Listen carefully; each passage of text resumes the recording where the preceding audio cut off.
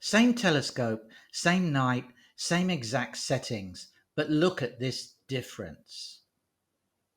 One shot shows almost nothing, the other reveals incredible nebular structure.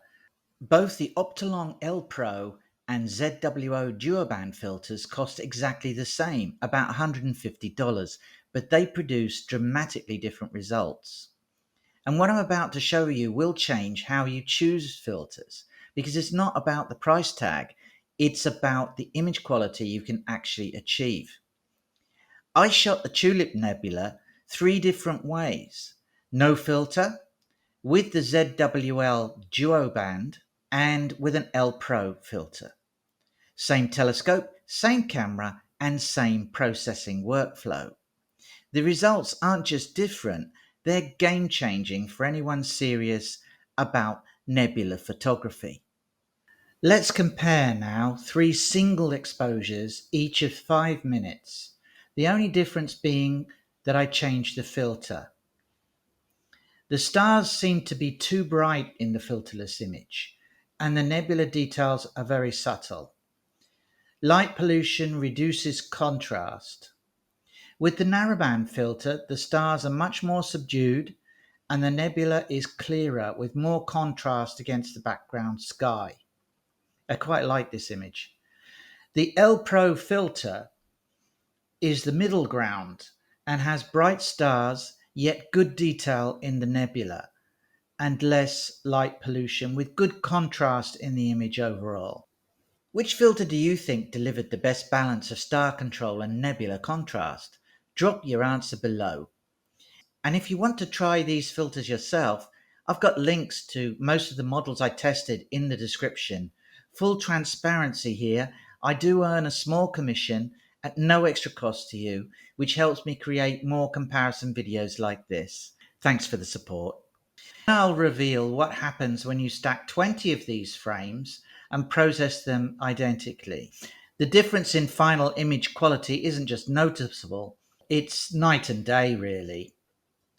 Before we dive into these results, let me show you the exact setup I use so you can replicate this test yourself. This is my Celestron 130SLT reflector telescope with a 650mm focal length, and is perfect for deep sky imaging. I also use a ZWO ASI533MC Pro color camera and an SV106 60mm auto-guiding telescope and SV305 guiding camera. And all of this is on my Optolong Gem 26 mount. Same Bortle 5.6 suburban location, same exact camera settings, same equipment, same exposure time. The only variable that changed was swapping these 3 filters. And here's what most astrophotographers get wrong about filter testing. They change multiple variables. Tonight we're controlling everything except the filter itself. With the narrowband filter, the stars are much more subdued and the nebula is clearer with more contrast against the background sky. This is isolating just the hydrogen alpha and oxygen 3 wavelengths. You're losing some of the natural color information, but you're gaining incredible contrast on the actual nebula structure. I really like how this one has come out. The processing I've done on all of these basically runs through the same pattern. If you'd like more details on exactly the workflow that I follow, I have got a nice video covering how I use SETI Astro Suite, Cyril, and Photoshop. The first 2 are free. Photoshop isn't, obviously, but using these 3 programs together, I managed to get the best out of my data. So do check that one out. Links are in the description. For the no filter image, I was spending most of my time trying to control the blown out stars, which I basically did by removing them and then stretching them later separately. But the light pollution gradients were a bit of a problem too. I managed to cope with that, but I'm not sure that the overall image is as good as other images. The L-Pro gives me a lot of flexibility because it was a little bit better in the first place, as you can see from the single shot, and I can enhance the nebula without destroying natural color. I did also notice that it had much less light pollution and better contrast between the nebula and the background right from the get-go. But the Duoband, this is the one where I really like the result. The Duoband is the one that really shines, and especially it highlights the nebula itself. It really has provided a lot of contrast in isolating exactly the colors within the nebula. And this one, I think, is head and shoulders above the others. After processing 20 frames from each filter setup, here are the final results. The no filter result is not bad, but you can see we're limited by light pollution and star management and star brightness issues. The L-Pro delivers what I call the natural enhancement.